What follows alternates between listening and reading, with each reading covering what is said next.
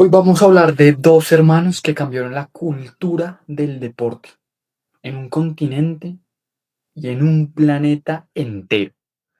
Dos hombres que al principio tenían todo en contra. Imagínense ustedes una época posguerra, donde solo había sangre, la economía estaba terrible, no había para dónde ir.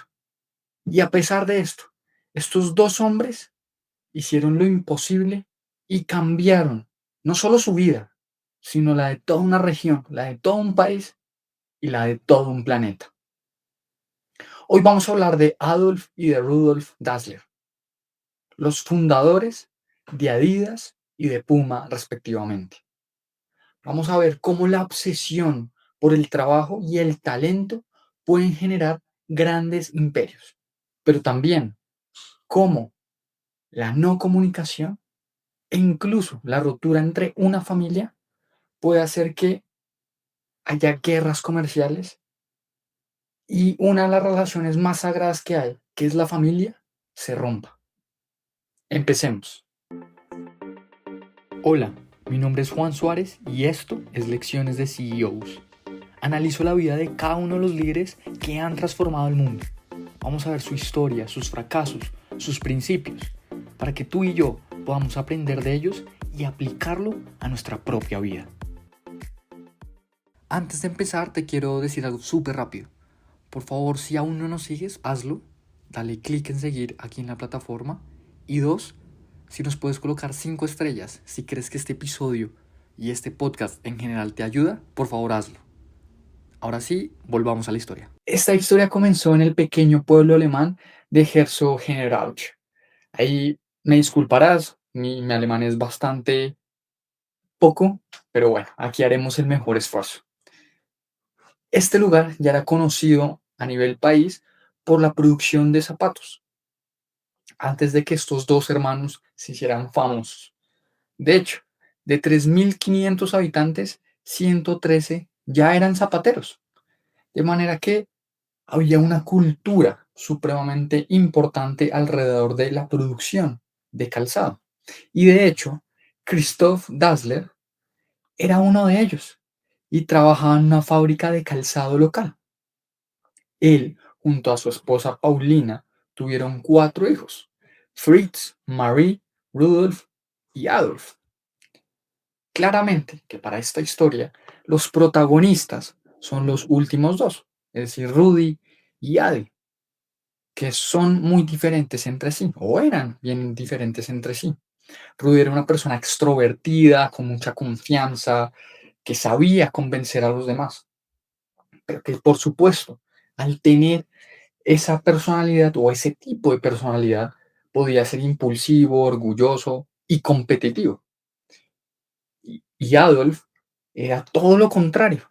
Era más bien introvertido, se encerraba en su mente, en su lugar de trabajo, intentando entender cómo funcionaban las cosas.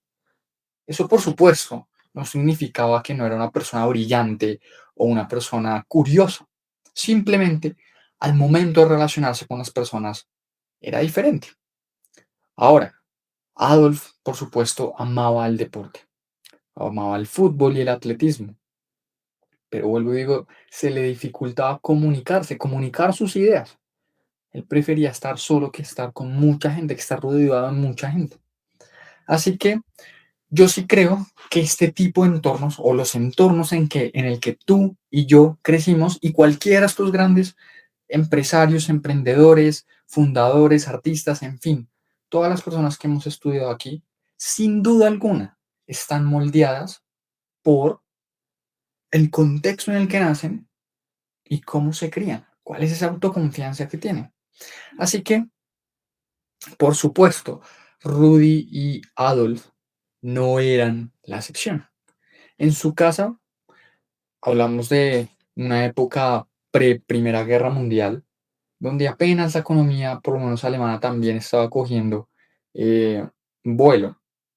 En su casa el dinero nunca alcanzaba.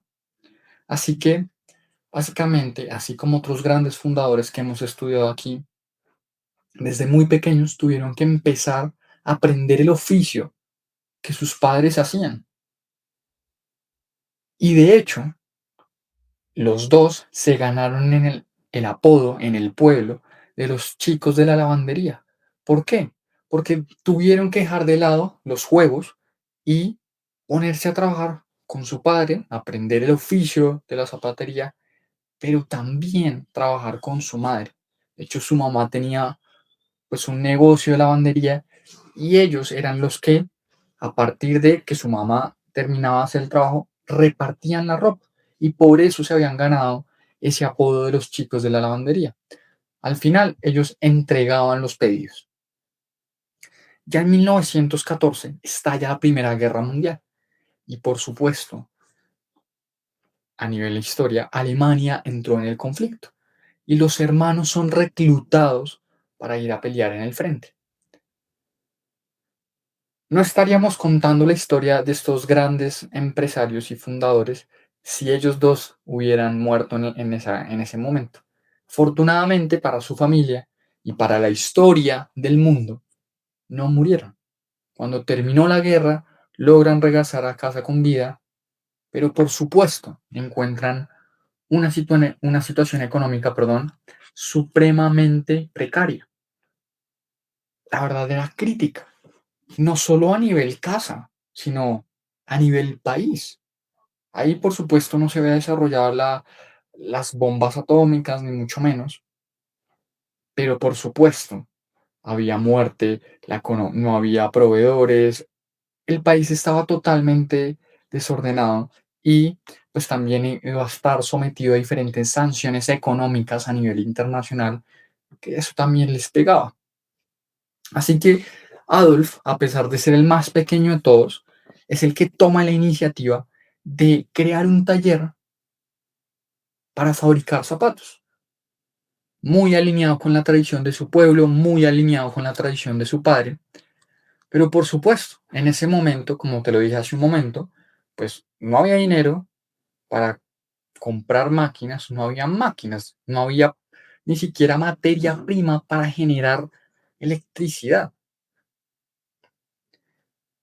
Entonces ahí era donde empezaba lo realmente complejo para Adolf, porque por supuesto se necesitaba una horma, que es esa pieza tallada de madera, que es la que simula que como si fuera el pie, y a partir de ahí con el cuero empezar a tallar.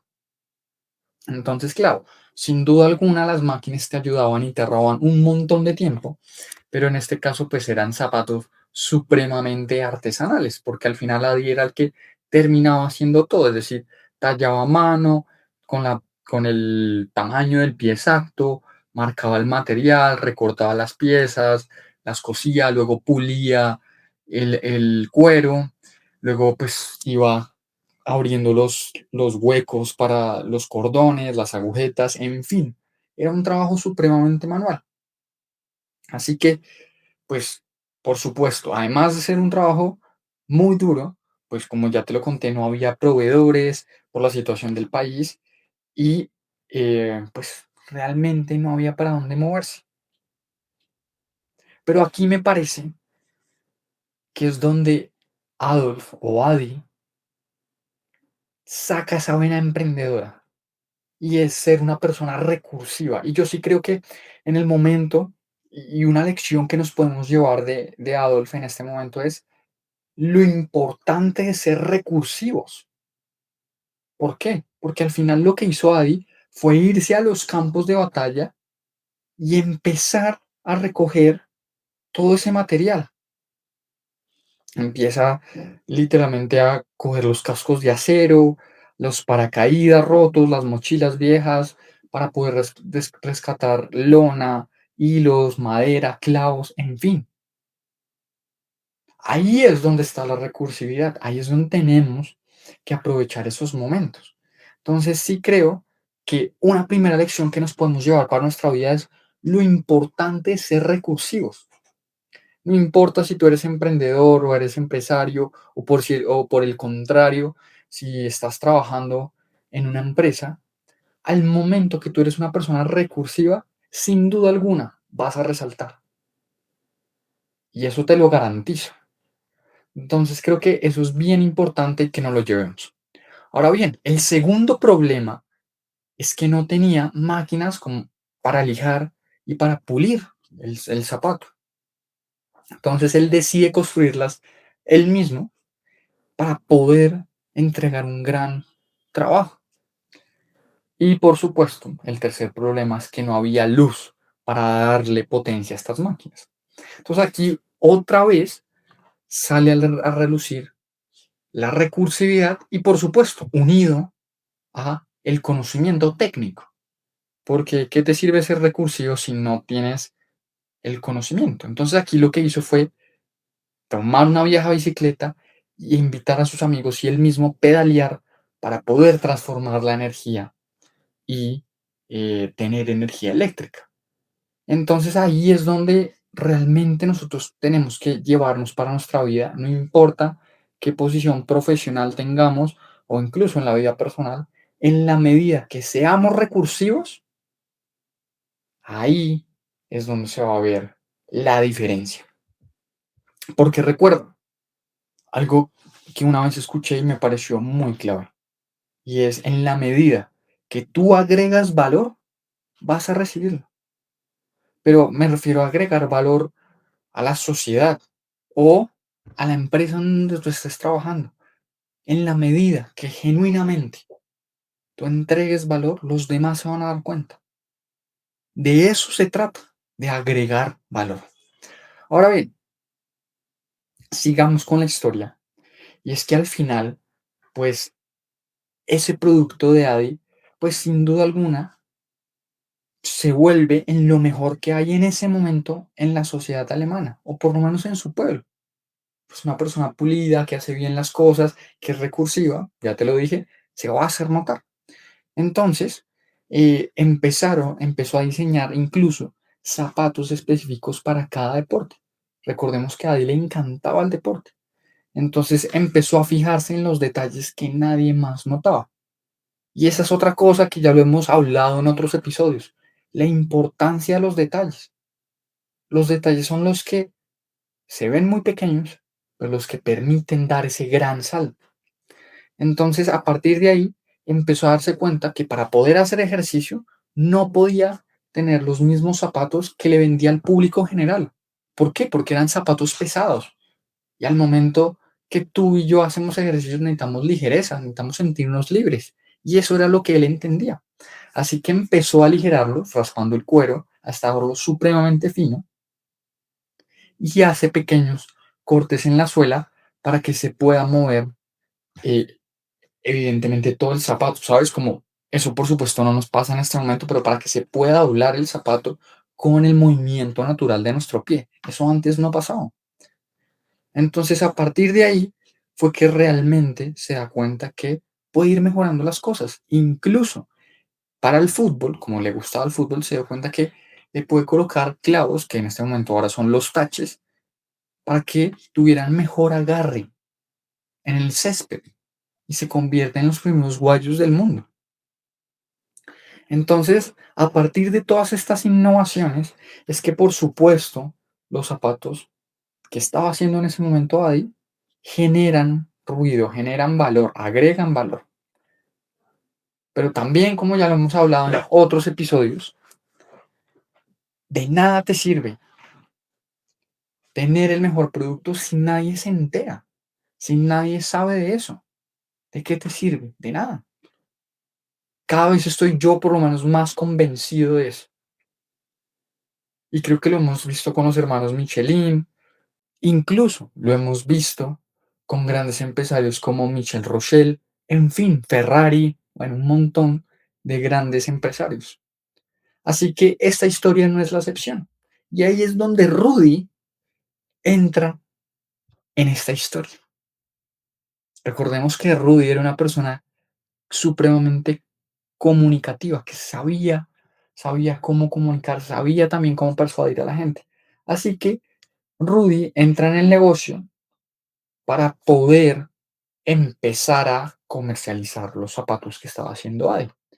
Siempre, y creo que esto también es una lección supremamente importante, y es lo interesante de tener socios que se complementen. Una persona que sea muy buena a nivel técnica y otra persona que también conozca el producto y pueda comunicarlo muy bien. También lo vimos con Steve Jobs y Steve Wozniak. Steve Wozniak era supremamente bueno a nivel técnico y Steve Jobs, ya por supuesto, ya sabemos, el GOAT, comunicaba muy bien. Así que se vuelven socios y fundan oficialmente la fábrica de calzado deportivo de los hermanos Dassler. Claro, obviamente que esta decisión iba a impactar más adelante, porque estaba metiendo en el negocio a su mayor rival. Pero ya vamos a ver más adelante por qué estoy hablando que estaba colocando a su mayor rival dentro de la empresa. Así que bueno, por ahora Rudy empieza a recorrer los clubes deportivos, habla con entrenadores y por supuesto la voz empieza a correr. El mejor marketing es el voz a voz, ¿no? Entonces empiezan a crecer muchísimo y el taller ya no da abasto. Así que necesitan más espacio y mudan sus operaciones a una fábrica abandonada cerca del río Ouach, que divide el pueblo en dos. Y ahí, ese río es bien importante, porque más adelante, cuando se desate el conflicto entre las dos partes, va a ser supremamente importante. Ya vamos a hablar de eso también.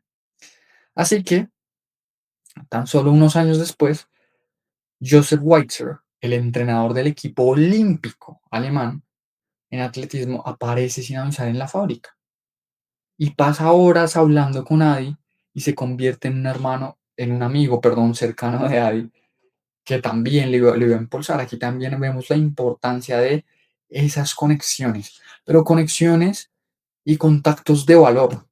No se trata de ir a un evento de networking, intercambiar tarjetas y ya está, no. Yo sí creo que esto es bien importante, pero construir relaciones de valor, relaciones donde podamos intercambiar ideas, donde podamos construir, donde yo te aporte y tú me aportes a mí. Ahí es donde estas relaciones o estos eventos de networking se vuelven valiosos. Así que con este éxito y con el dinero, la vida de la familia Dassler cambia en 180 grados. Recordemos que cuando iniciaron el negocio, la situación era muy precaria y en este momento pueden construir una mansión de 3 pisos conocida a nivel del pueblo como la villa. Rudy se casa con Felix Streiser y tienen 2 hijos, Armin y Jer. Y la mansión tiene espacio de sobra y también toda su familia se va a ir a vivir ahí. Que por supuesto es una gran idea al principio, pero cada familia tiene sus cosas y necesita su espacio. Y eso también iba a convertirse en un problema. Entonces, al final, ahí también sigue perfeccionando ese arte de hacer zapatos y toma clases con Frank Marx, un artesano experto que se convierte en su mentor. Y ahí es donde conoce a Kata, la hija de Franz, que entiende el negocio porque toda su vida ha estado con su papá y se vuelven pareja y se casan. Adi con 31 y Kate con 15 años. Vamos más adelante ya en la historia y por supuesto todo lo que siempre hablamos pues está en contexto, en el contexto del qué es lo que estaba pasando a nivel económico, a nivel político en el mundo. Y no podemos dejar a un lado qué era lo que estaba pasando en 1933 con el movimiento nacional socialista que toma el poder en Alemania. Y Rudy cree que el discurso del régimen, de la superioridad aria y el rechazo de otros grupos, es lo que es. Mientras que a Adi, en cambio, pues no le interesa absolutamente la política. Entonces, por supuesto, así como dicen que en Cartagena no se debe hablar de política, de deporte, de religión, porque genera conflicto, en esta historia no es la excepción. Estos dos hermanos también tienen conflictos por eso, por diferentes ideales. Pero Rudy insiste en que para que el negocio de zapatos pueda sobrevivir, la empresa, o por lo menos Rudy y Adi, tiene que alinearse con los valores del régimen, debe alinearse con el poder. Entonces ahí es donde se inscriben en el Partido Nacional Socialista, porque a Adi eso le importa que su compañía, que su negocio sobreviva.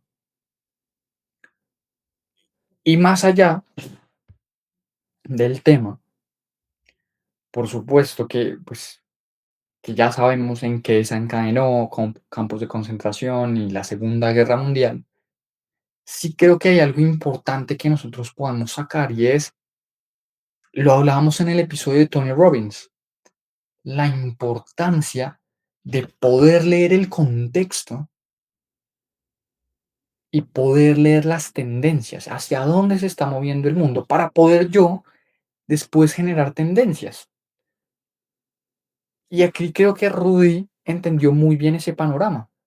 Él entendía que en la medida que, pues evidentemente no siguiendo los ideales, pero entrando como en el negocio del Estado, la compañía va a poder sobrevivir y va a seguir esa tendencia. Y efectivamente fue así.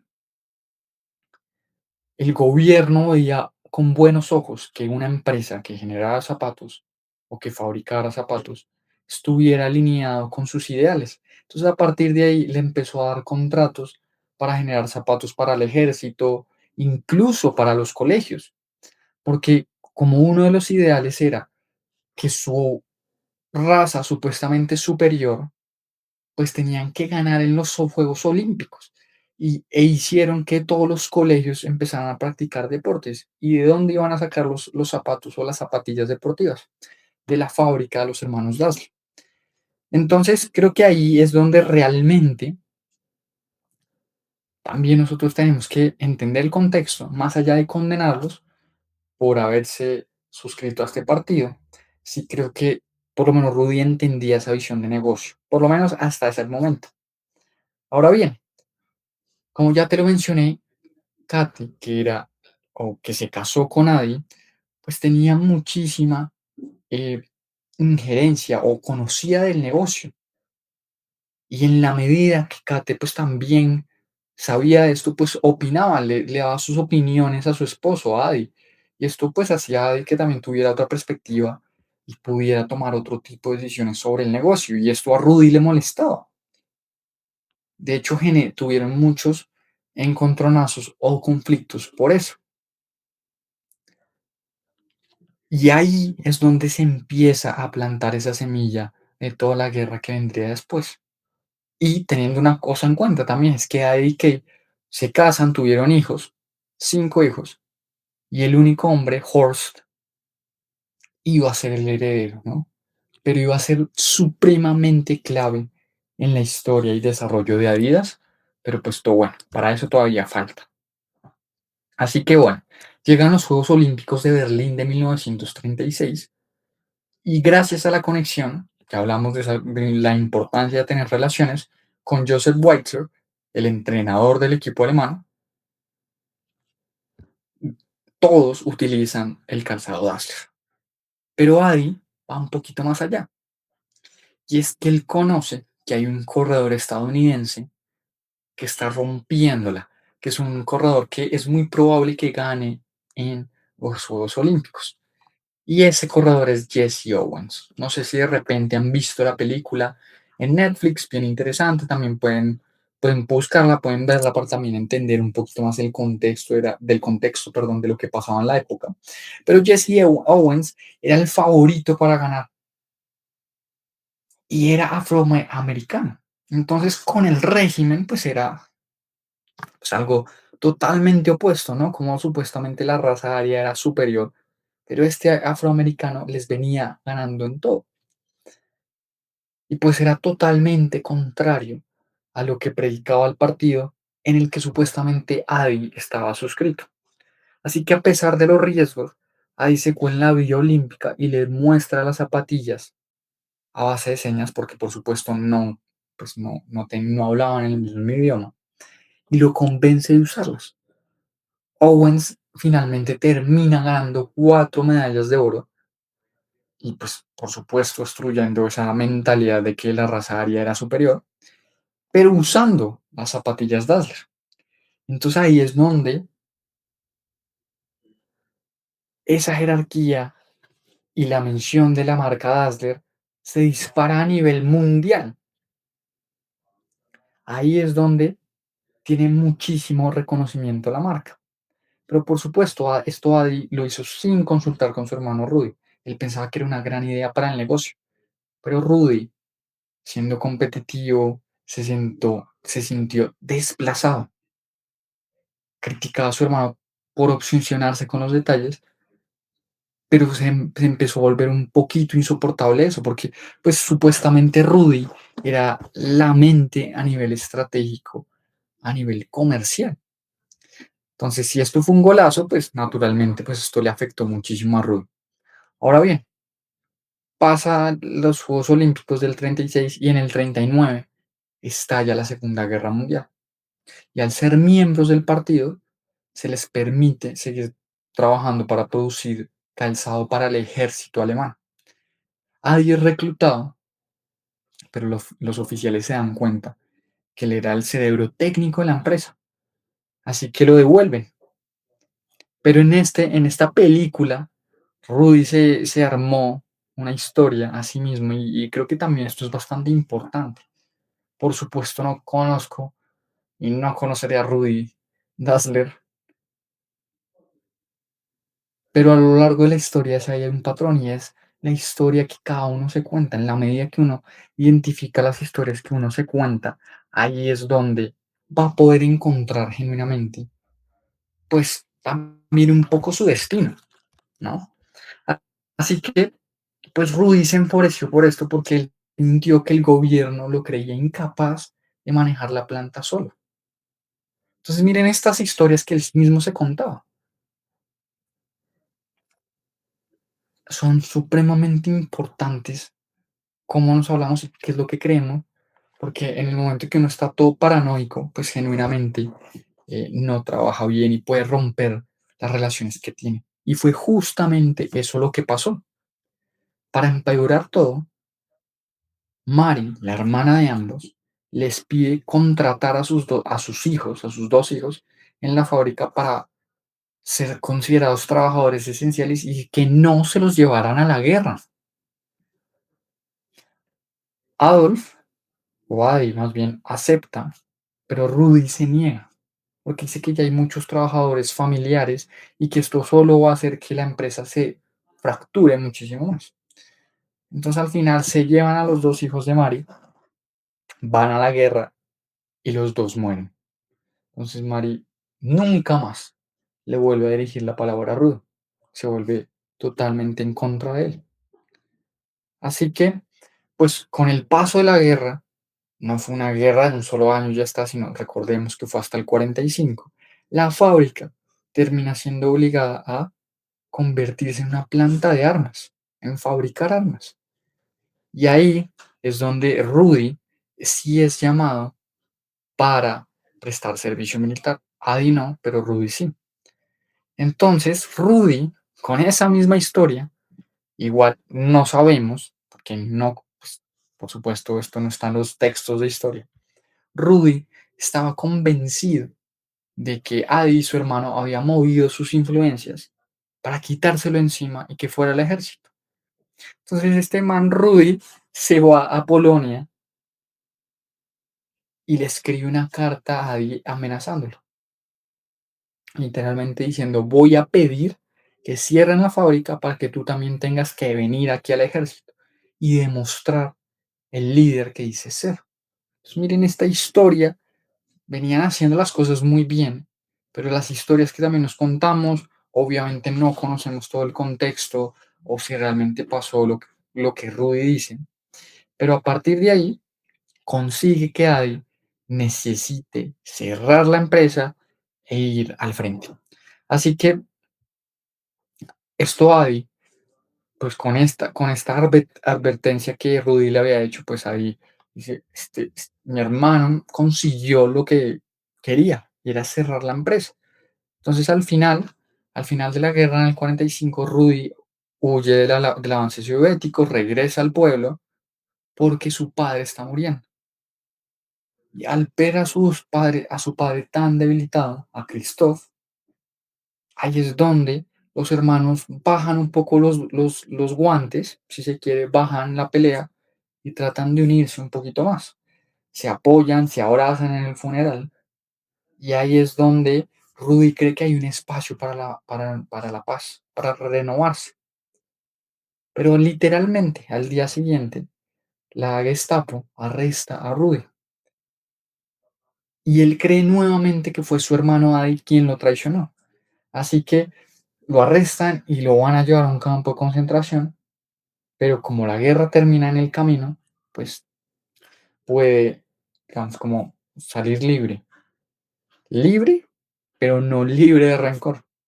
Así que cuando vuelven y tienen estas cortes con los aliados, con Estados Unidos, para pues realmente responder por sus crímenes de guerra supuestamente, Rudy lo que dice es que Adi había estado digamos, involucrado, había estado también suscrito al partido socialista y que a partir de ahí, pues él también tenía que ser condenado.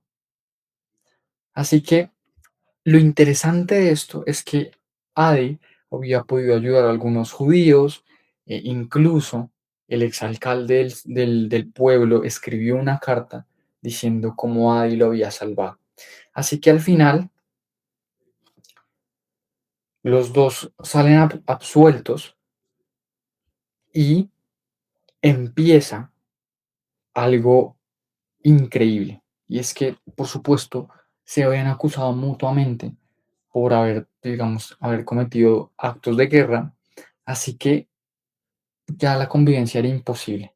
Decidieron disolver la compañía de forma totalmente definitiva, donde se divide la maquinaria, se dividen los empleados y el pueblo entero usan el río Aurach, que por eso te digo que era, antes te dije que era importante, utilizan ese río para tener la división.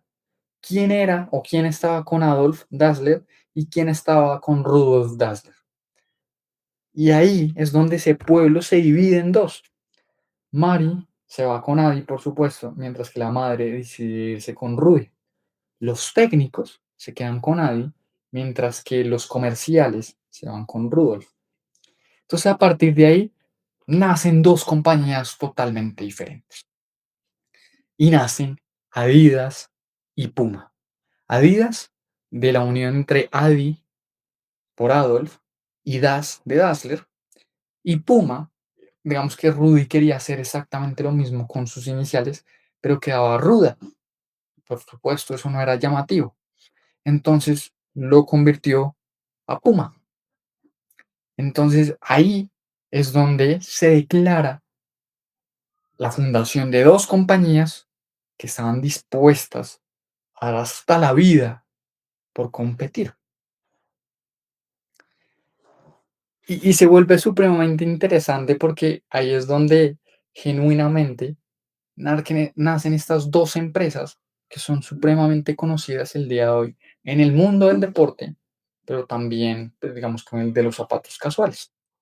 Entonces empiezan a llenar los vacíos que el otro no tenía, los vacíos que tenían. Entonces Rudy no tiene técnicos, así que contrata a zapateros independientes del pueblo, mientras que Adi, que sabe diseñar, pero no sabe cómo promover la marca.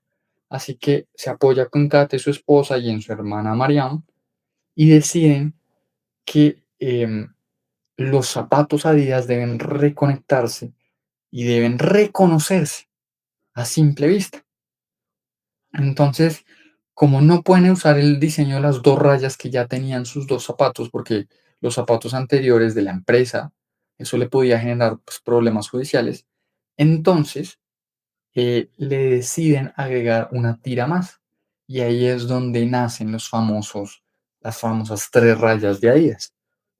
Y en ese momento todos los zapatos eran negros, así que decidieron pintarlas blancas, las tres rayas blancas, para que pudieran ser reconocidas a simple vista. Entonces, a partir de ahí, vuelvo y digo, es que se abre esta guerra comercial y en el Mundial de Fútbol de 1954, ambas marcas tienen el contrato exclusivo con la selección alemana. Rudy, pues lleva la ventaja pues, por haber tenido esta relación con el entrenador, pero termina discutiendo con él. Así que el entrenador decide irse con Adidas y Adidas aprovecha, o Adidas aprovecha el contrato para introducir los taches removibles. En ese mundial, Hungría era el favorito para ganar el campeonato. Y de hecho tenían al mejor jugador de la época, que era Puskás, era como el Messi o el Cristiano Ronaldo de la época. Y en el primer partido de primera ronda, por supuesto, Hungría les ganó, los goleó. El campeonato siguió y se volvieron a encontrar en la final. Y en ese momento llovió muy duro y toda la cancha se enlodó. Por supuesto, no eran las canchas que hoy vemos en los mundiales, que estamos a portas de básicamente a 11 días del mundial. Así que ahí fue donde Adidas o Adi bajó al camerino e introdujo esta innovación de los taches removibles y en ese momento les puso unos taches mucho más altos. Y por esos taches fue que Alemania se corona campeona del mundo y a eso se le denomina el milagro de Berna.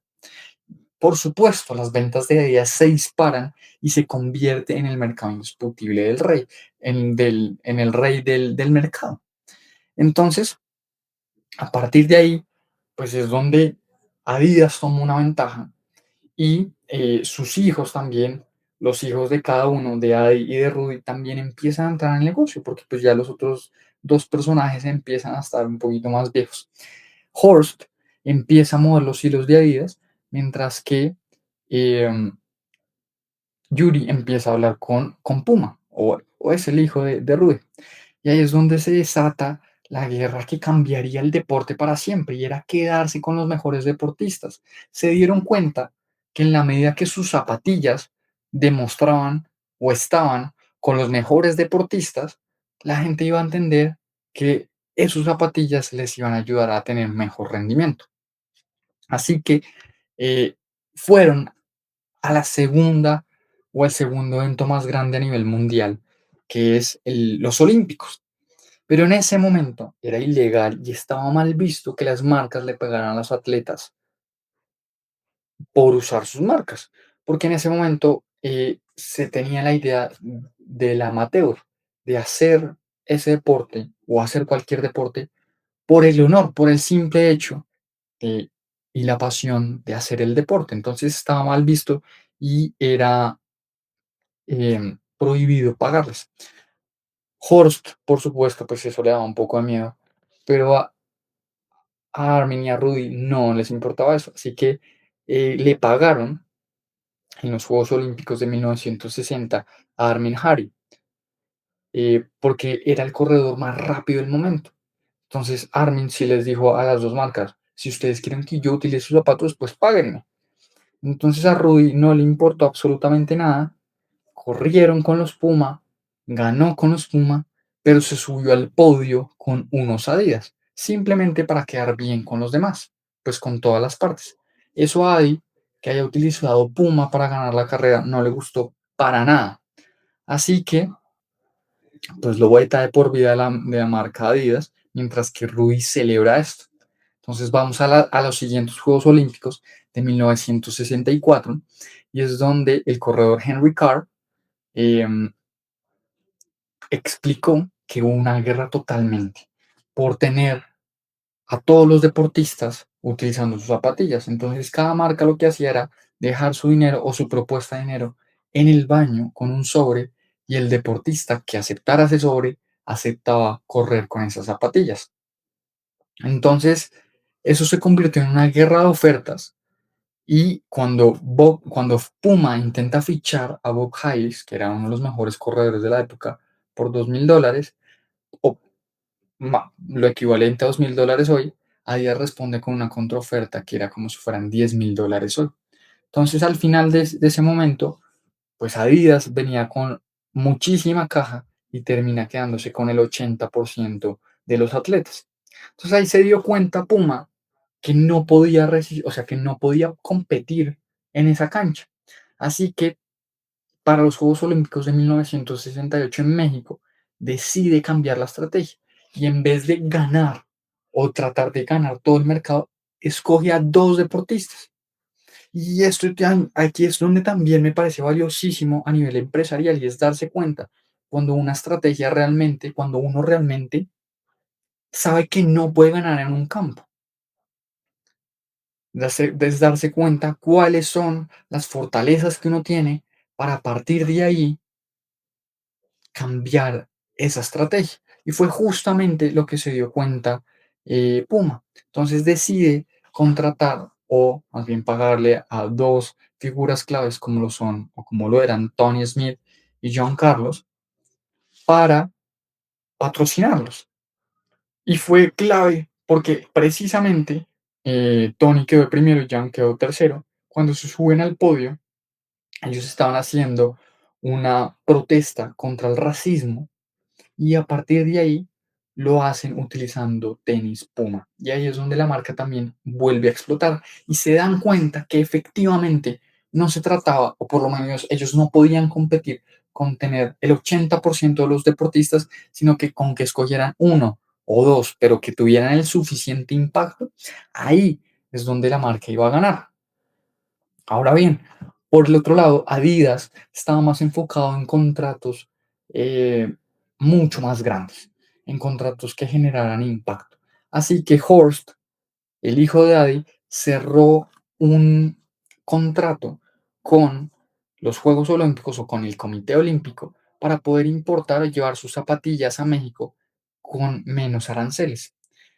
Rudy se dio cuenta e intentó meter los zapatos Puma como en eso, en esos compartimientos, en esos containers, marcándolos para que se dieran cuenta como si fueran Adidas, pero Horst se dio cuenta y terminaron confiscando los zapatos Puma.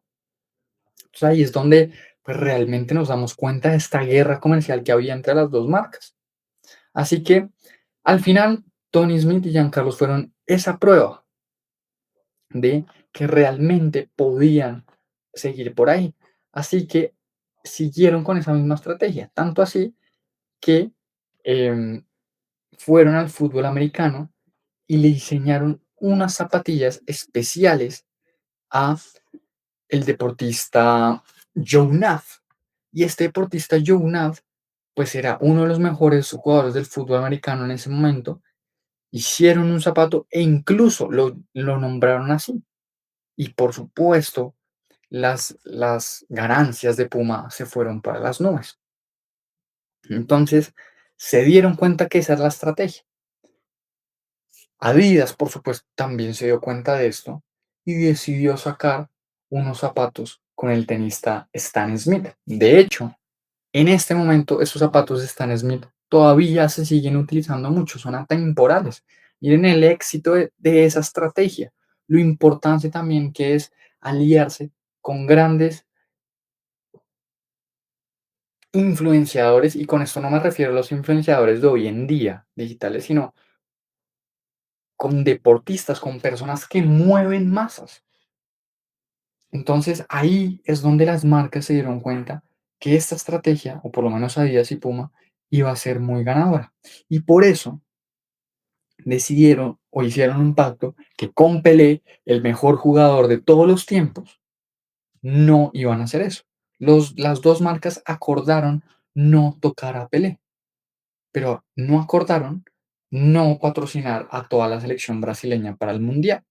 Así que Puma fue a los vestidores de Brasil y le ofreció contratos a todos los deportistas o a todos los futbolistas, excepto a Pelé, respetando su acuerdo con Adidas.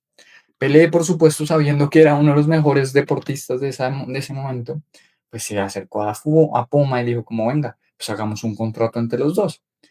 Por supuesto, el trato era entre Adidas y Puma era que no fueran a hacer el approach de manera activa, pero reactiva, de eso no habían captado nada. Así que al final fue cuando Puma diseñó estos guayos o estas zapatillas exclusivas para Pelé, que eran los Puma King. Y la jugada más clave de nivel de marketing fue cuando en la final del Mundial, Pelé, antes de iniciar, le pide un momento al árbitro mientras se amarra los guayos y se está amarrando los Puma King. Ahí es donde es la jugada publicitaria más grande que Puma ha hecho en su vida. Imagínense una final del Mundial y que todas las cámaras enfoquen esos guayos y la marca Puma. Por supuesto, esos guayos se vendieron como pan caliente y Adidas quedó muy ardido con eso. Entonces, justamente ahí es donde Horst toma las riendas de Adidas y hace algo que iba a cambiar el deporte para siempre. Y fue hacer una alianza con la FIFA, porque en ese momento los mundiales no eran los mundiales de hoy en día donde la FIFA se llenaba los bolsillos, sino apenas sobrevivía con, digamos, con el pago de sus afiliados, de las confederaciones afiliadas. Así que Horst, a nivel de Adidas, se dice, oiga, los mundiales pueden cambiar para siempre y yo le voy a traer ingresos, señores FIFA. Así que, pero con tres condiciones. Y es el poder, uno, que todos los balones fueran de la marca Adidas para siempre. Pues por supuesto, pues el balón siempre se va a enfocar el balón Adidas o el balón pues, cuando se hacen goles o todo lo relacionado y siempre va a aparecer la marca Adidas. Segunda condición, y es que él aprobara quién entraba como patrocinador a la FIFA, a los mundiales. Entonces él ya sabía y él podía aprobar o no aprobar las marcas. Entonces, por supuesto, no iba a aprobar Puma porque él trajo a Coca-Cola. Entonces él tenía ese poder. Y número tres, pues que también las marcas le contaran qué iban a hacer en el mundial. Entonces, con esta información, pues él podía con Adidas desarrollar pues mejores estrategias. Entonces, a partir de aquí es que, por supuesto, Horst y Adidas cambian el panorama mundial del deporte. Y teniendo en cuenta esto, pues aquí es donde, pues evidentemente, con la misma enseñanza, pues diferente con el Partido Socialista, es unirse, crear alianzas de valor y seguir las tendencias. Y creo que esto es supremamente importante. En la medida que hacemos esto, nuestras compañías también van a crecer. Entonces, aquí es donde nosotros vemos cómo efectivamente esta guerra hizo que las dos compañías crecieran, que las dos compañías generaran impacto, que cambiaran la cultura del deporte y la manera como se hacen negocios. Pero lo que sí me pareció muy triste de esta historia es que al final de los años, Rudy, pues le diagnostican cáncer en el pulmón, en una etapa muy avanzada. Así que un capellán intenta convencerlo de hacer las paces con su hermano Adi, pero Rudy se niega. Así que el capellán llama por su cuenta a Adi para pedirle una visita a su hermano, pero pero la respuesta es exactamente la misma. No quiere ver a Rudy. Sin embargo, antes de colgar, le dice que, o le pide al capellán más bien, que le diga a su hermano que pese a todo no le guarda rencor, que no hay odio. Y a mí sí me parece muy triste esto, como uno de los vínculos más sagrados, como son los hermanos o la familia, se rompió por desconfiar en el otro, uno del otro. Eso sí, cambiaron el mundo para siempre, pero su relación se rompió también. Y creo que ahí también nos dejan una reflexión supremamente grande y es la importancia del balance, porque del balance, entendiéndose el balance como tener en cuenta que las relaciones son supremamente valiosas. Ahora, por supuesto, el balance no existe y eso también es bien importante saberlo. Pero a partir de de las ambiciones y todo lo que uno quiere, pues también hay que saber cuándo levantar el pie.